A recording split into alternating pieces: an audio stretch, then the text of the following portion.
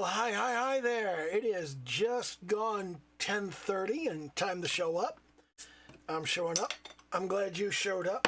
I appreciate every single one of you. Do the little YouTube dance, like, comment, subscribe, all that happy horse shit. And let's shit in the box.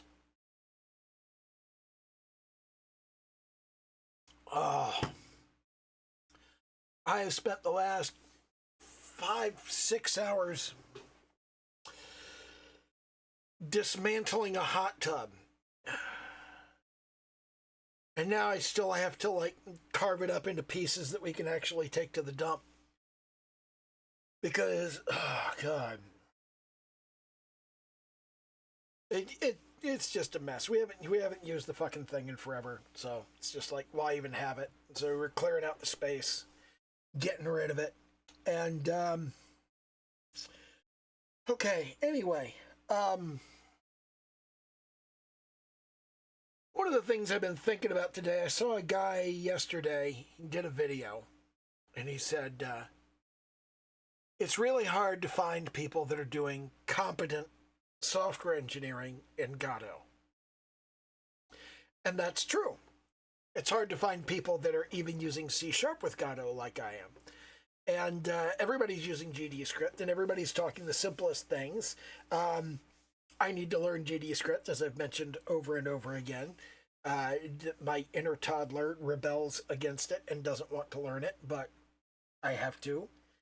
I'm getting really close to the point where I'm going to break down and go, all right, God damn it.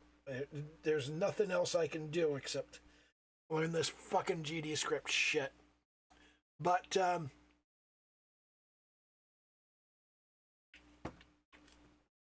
I wanted to talk about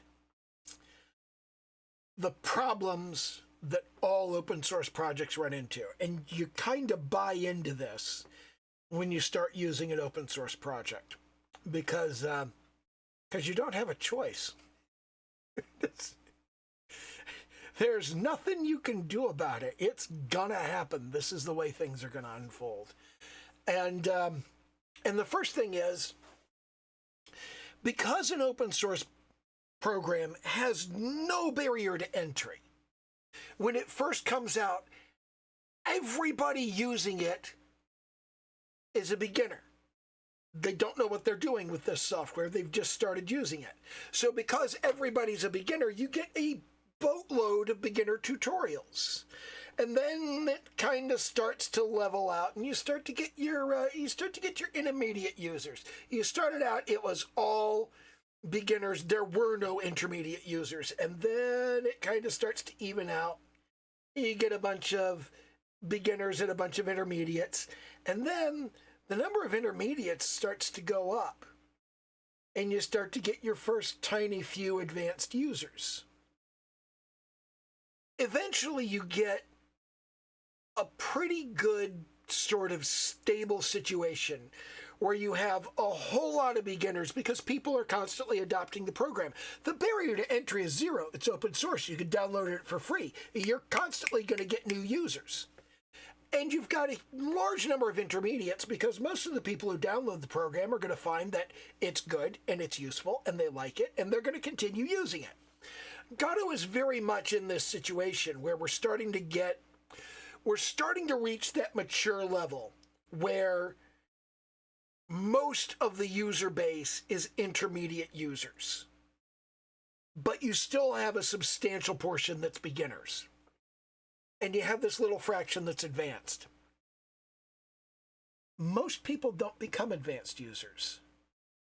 They reach a sort of perpetual intermediacy. This is one of the reasons that Windows has always outsold Macs. Mac is designed for the rank beginner and the advanced user. The middle is just empty. There's this middle where it doesn't cater to you at all. That is your problem. Windows caters to the intermediate user, period. If you're a beginner, there's 8,000 things you need to learn to be able to use Windows. And if you're advanced, well, fuck you. Windows isn't for you. Windows is for intermediate users. And most people are intermediates. Most people become an intermediate. They stay there. And they never move on. They never become advanced. So that's the sweet spot if you want to be a mass market program. Godot has kind of reached this area. It's going to hit, it is about to overtake Unity as the most common engine used to make games, because Unity sucks.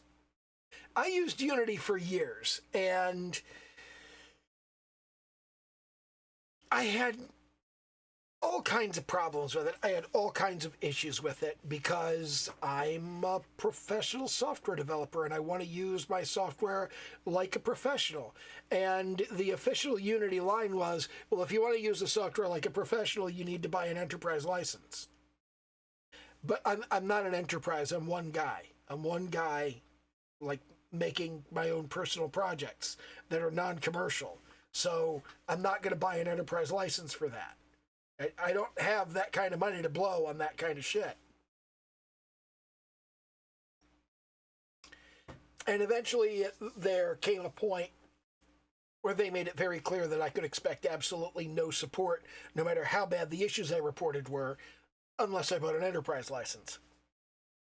So, and that happened to be right about the same time that Godot first launched. It was like, I don't remember exactly when it was. I think it was like 2016, 2018, somewhere in that vicinity. And Godot had just really come out, and people were still kind of going, I don't know about this new Godot thing. And I picked it up and I looked at it, and I looked at Remy, and I looked at Juan, and I looked at Ariel. And I watched them post on Twitter. This was before Elmo turned it into Nazi paradise. And I was still on there. And I looked at the people who built this, and I looked at the way that they talked. And I said, these people agree with me on how software should be built and what takes priority in software. So I could probably trust them to do a good job. And indeed I could. I could trust them to do a good job. And I do trust them to do a good job. And they have done a good job. And I've been very happy with the job they've done for, God, it's either 8 or 10 years, isn't it? That's a really fucking long time.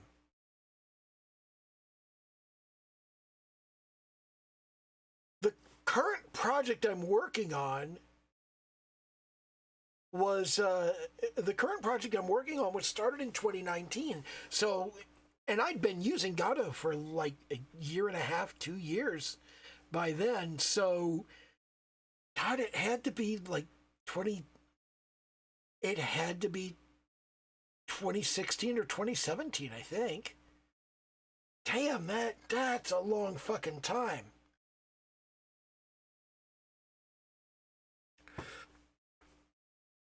But yeah, I've been using Godot a long time. I just haven't spent a whole lot of time in it. I've been like dabbling in it. And I'm still kind of at that, I'm not a beginner because I'm never a beginner in stuff anymore. But I am kind of at that intermediate level where, back in the day, I used to make teaching and coaching content. And I was fairly good at it, and I thought I could do that when I switched gears and moved into art and music and game design. And what I found was that I was good at teaching and coaching when I was talking about how to start and run a small business, because I've been doing that for 25 years. And now that I'm trying to teach and coach things that I've been doing for 2 years or 5 years, I'm just not that good at it because I don't have the knowledge that I need to be able to teach. The teaching knowledge is one thing, but actually knowing the thing that you're teaching is another. And that's very frustrating because I thought I was a better teacher than this. But even though I know things, I mean, there's a lot of stuff that I know. I just don't know it backwards and forwards and ice fucking cold so that I can teach it reliably and responsibly, which is why I don't really do a whole lot of instructional content on here. But Godot is reaching that point where it has a lot of beginner users because there are always beginners coming in. If your product is free, you're going to have beginner users coming in all the time. They're going to churn really fast. The beginner user will come in, and then they'll go, I'll wait until it's better, and they'll leave, and then they'll come back, and they're still a beginner because the software has changed since then. But because of that, your user base is almost entirely beginners and intermediates. There are hardly any advanced users. Very few people using Godot are professional software engineers. And because of that, the tiny fraction of them who make tutorial content is vanishingly small. There's virtually nobody doing it. And most of us who are in this sort of advanced level of programming and trying to use Godot to do it, most of us are just not interested in making teaching content. We want to build our game. We want to do our project. We want to do our thing. So the people making the teaching and coaching content are beginners and intermediates. They can't teach you advanced topics. They don't know them. And then on top of that, you have the level of support, because every issue with Godot falls into one immediate trap, which is how many people are affected. And the number of people affected is going to be, if it's an advanced problem, a reasonably small number of people are affected. But problems for beginners and intermediates, those hit a lot of people. So they're always going to take precedence over the issues that affect the advanced users and the real software engineers. Similarly, anything that's hard to fix is going to be shoved off to the side. And the advanced issues that are hard to fix are going to be shoved off to the side forever. They're never going to be fixed. Somebody advanced has to be so upset by it that they go in and fix it themselves. The team is never going to do that. This isn't because they suck or because they're stupid or because they don't care. It's because they have a never-ending supply of bugs for beginners and intermediates. And on top of this, if something is easy to work around, they're going to prioritize things that are hard to work around. Over a long enough span of time, you develop a backlog of things that are hard to work around. And you're going to fix those before you fix anything that's easy to work around. And the biggest problem with that is that eventually your software piles up so many workarounds for so many issues that are never going to get fixed that nobody can get to the intermediate level anymore. Beginners come in to try and use your project, and after they get to sort of this mid-beginner level where they're starting to push at the door to intermediate, they go, how do I do this thing? Oh, well, you have to use this workaround because otherwise everything will crash. Oh, well, when you add this thing to your game, you have to set this value to that because if you don't, it won't work. And you have to work around this problem. You have to work around that problem and work around this and work around that. And it's all tribal knowledge and magic numbers. And if you don't know the secrets, you can't use the project. Most Linux programs are like this. Emacs is like this. VI is like this. The very old programs that were used by the true gurus in the 70s and 80s, they have piled up so much tribal knowledge of how to avoid the problem that nobody's ever going to fix that it becomes impossible to use the programs effectively until you cross this tremendous knowledge barrier. The barrier to entry becomes you have to know all of the secrets so that you can get work done. And this also leads to you can't do it alone. You have to do it in a community. And when you have to do it in a community, the community will fucking gatekeep you. Godot is not here yet, but it's an open source project, and it will necessarily get there. It will necessarily get to a point where you cannot become an intermediate at Godot unless you join a community to learn all of the secret workarounds that everybody knows because they've been using the software for years. And until you learn all of those secret workarounds and all of that tribal knowledge, you won't be a real Godot user. And only the real Godot users get to decide whether you will ever learn the secret workaround and the tribal knowledge. This isn't the team's fault. The team is doing good engineering. The team is prioritizing issues exactly the way you have to prioritize issues. You don't have a choice. You can't fix every single bug, and you're going to fix the bugs that are hard to work around you. You're going to fix the bugs that affect the most people. That's just what you have to do. And then the community has to support each other, and the community doesn't want to. And that's one of those things where you go into a community for a project and you go, hey, why doesn't the project have this feature? And somebody will blow the fuck up at you and say, it's open source, stupid. It was free. If you want that feature, why don't you write it yourself? Okay, fuck off. I'm going to stop using your project and go use something else. Commercial projects have a built-in gatekeeping mechanism. It's called a price tag. If you want to use Adobe software, then you have to pay your subscription fee to Creative Cloud, which is like, I don't know, like $70 to $100, I think, every month, which is fucking ridiculous. But that's the barrier that you have to cross to use that software. And if you don't cross that barrier, you don't get to use it. So if you're a user and you're in the official forums, everybody's like, you're paying your monthly rent, so we can help you because you're a real user. And of course, the company will have the budget to hire actual support staff. I don't know if Adobe still does. I quit using Adobe 10 years ago because I couldn't justify it.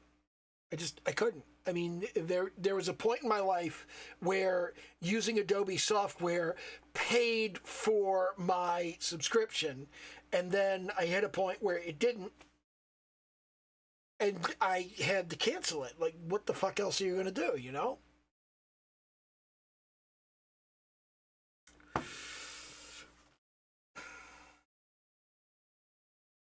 But yeah, that's the fate of all open source projects, is that the advanced users end up scrounging and having to fix their own problems. You don't have a choice. And even if you're trying to become an intermediate user, you have to engage with the community and get through the gatekeepers. You have to jump through the hoops they tell you to jump through, or you have to say, fuck you guys, I'm going to go learn it myself. And you have to be able to learn it yourself.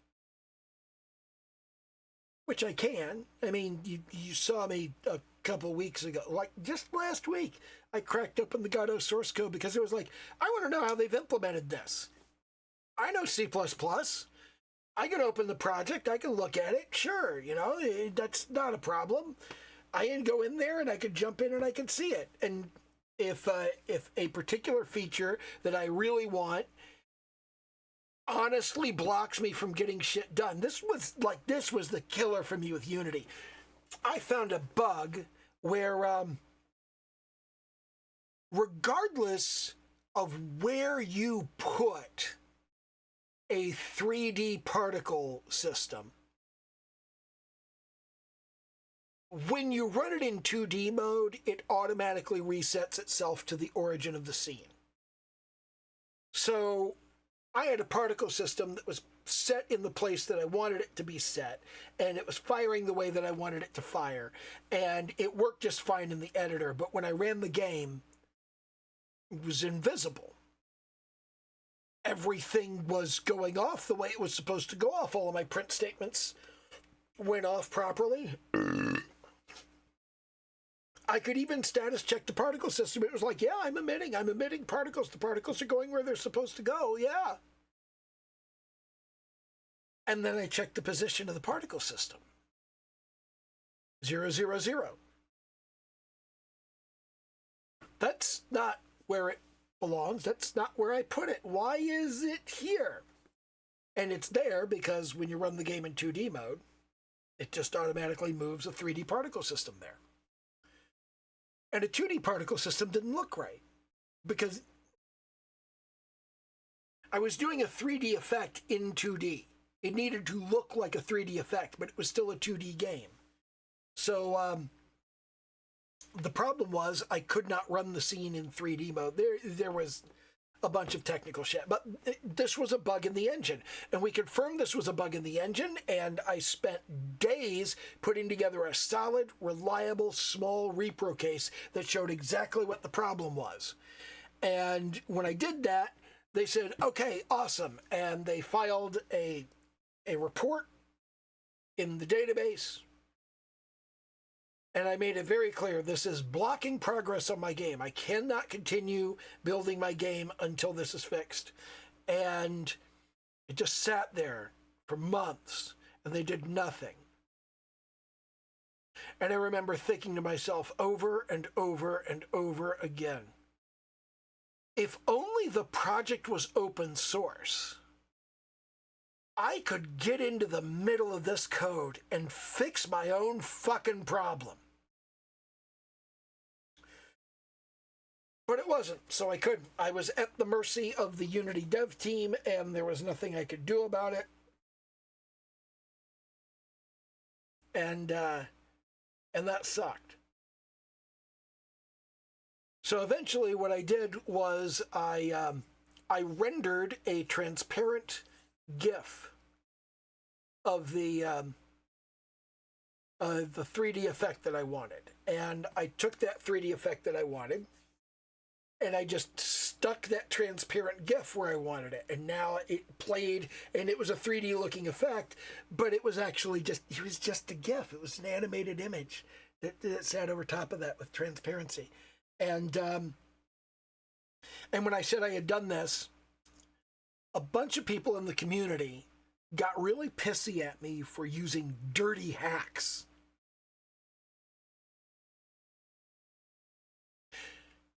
And I realized I hate this community. I hate these people. I hate the people who use this engine.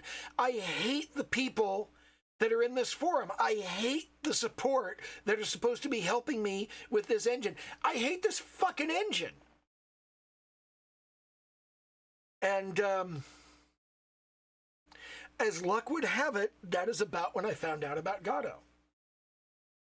And I went, oh, holy shit. Here it is. It's open source. I'll bet it's GPL. I bet it's under the GPL. No, it's MIT licensed. MIT. Are these actual competent software developers building this? And they were, yeah. Remy and Ariel were actually, well, it was Remy and Juan already by that point. That could kind of place it because Ariel Manzer and Remy Verscheld were the two original people who built everything, and then Juan Lenietsky came along later.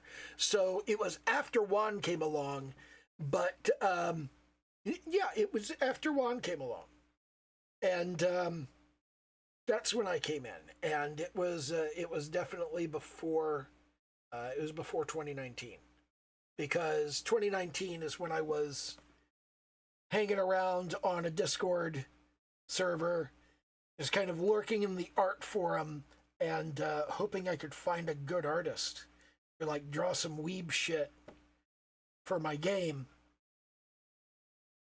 And people kept asking for critique on their stuff. They kept going, hey, how does my work look? And I would go, well, you need to do this, you need to do that, and you need to do the other. And finally they went, hey, how come you never post any of your art? And I said, because I suck. And they said, well, you can't go around critiquing everybody else's art and not post any of your own. You have to post some of your own art. And, oh, all right. You're lucky I'm Church of England. And I pulled out my sketchbook and I pulled out a pencil and I and I drew a picture of an anime girl, just a random bullshit anime girl in a schoolgirl uniform. And everybody on the Discord went, actually, that's pretty good. You should just like be an artist yourself and not try to find another artist. And I went, no shit, really? Really? I should do that? Do you really think I should do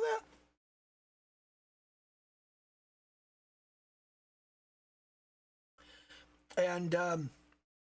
And that's when I started quote unquote being an artist. 7 years later, I'm still not very good. I know all these books, and I've done all this work, and I've spent all of this time, I've done all of this practice, and I'm still not very good.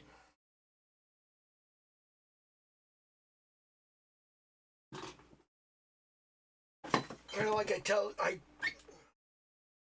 I know the theory of synthesis and music and all of that, but I'm just not very good at using software to make complete fucking songs. And now I've hit a wall with the software I've been using, which was LMMS, and now I need to learn how to use Reaper.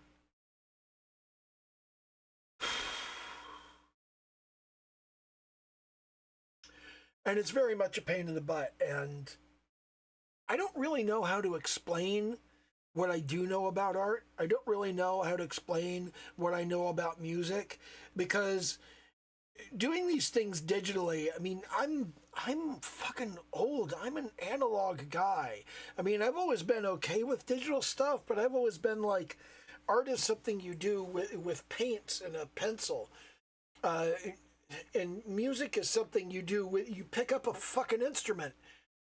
And doing it digitally is not something that I'm very good at. And even with games, I mean, I've built games, but the game I'm building now is not anything like any game I've ever built before. And I don't really know how Godot does all of the stuff that it does. So I can't develop tutorial or coaching content for Godot yet, any more than I can develop it for, I mean, for God's sake, I can't even do it for music. I'm a fairly good musician, but I can't teach somebody music. I'm not good at it. I'm a fairly good artist, but I can't teach somebody. I'm not that good at it. I've recently discovered I have a talent for sculpting. That's a hell of a fucking thing to discover in your late 50s, that you have this talent that you were never interested in and never really wanted, but hey, you've got it, and you just discovered it like in the last half of your life instead of the first half when you could have done something with it. I don't know. It's it's frustrating, but that's where Godot is going. That's where Godot is going to end up. It's going to have a buttload of beginners using it. Those will never go away. It's going to have a steadily growing number of intermediate users who get to the intermediate level and stop, and a slowly growing contingent of advanced users who only get what they want when one of them is annoyed enough to do it himself.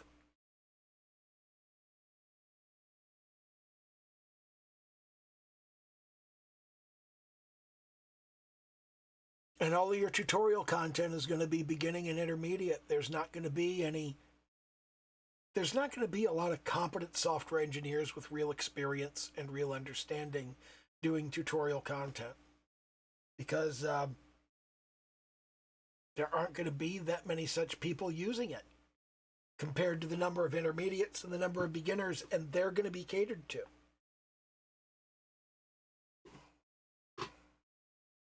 Anyway, it is what it is. So the guy who was complaining there's not enough advanced Godot tutorial content. Yeah, there's not going to be any. That's not a thing that's going to happen. It's the nature of the project. It's nobody's fault, really. It's just the way things work. God damn it.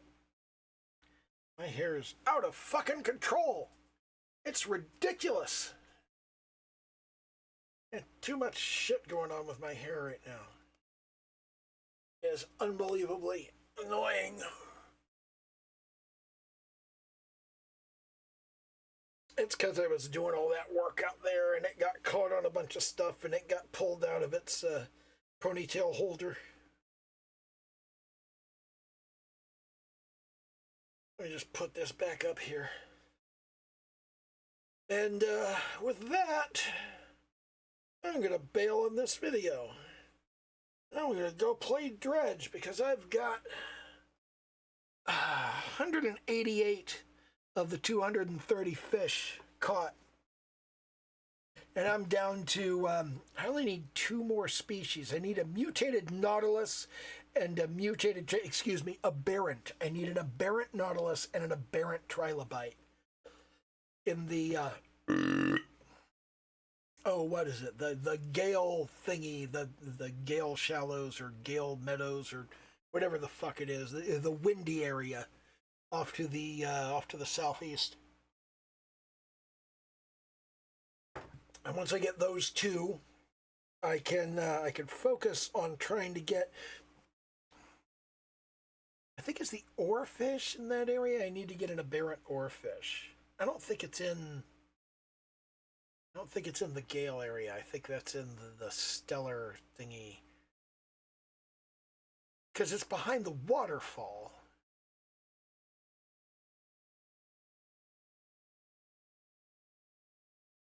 It's behind the waterfall. The tigerfish is in the mangrove area. The coelacanth is behind. It's behind the area. It's behind the port, the dock, in the volcano area. But that leaves the gulper eel. The gulper eel. Where was the gulper eel at? I don't remember. That might be in the Gale area. I might need the aberrant gulper eel here. Then again, that might be in the Marrows. No, it's not in the Marrows. I don't think it's in the Marrows. I don't remember. But anyway, I got to go and work on that. And I'm doing fairly well on clearing out all of those fish. The last one is clearly the researcher who jumped out the window. And I don't know. I need to figure out how to catch that one. I probably got to use the exotic bait under the rig. Anyway, that's the thing I need to do.